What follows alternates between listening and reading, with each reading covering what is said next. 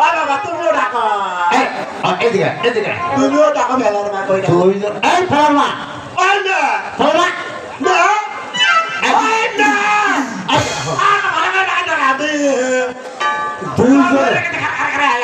দুইজনে এক সময় ডাক দেবো জোরে সাউন্ড শুনবো আচ্ছা যাও তুমি আগে দাও ডাকে তুমি আগে দাও মা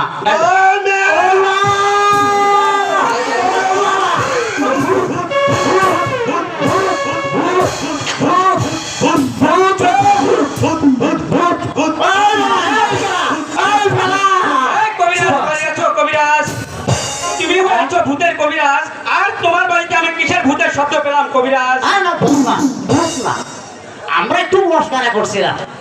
ও তোমরাও তাহলে মস্কারা করেছো কবিরাজ? একটু মস্কারা করেছে, ভূত না।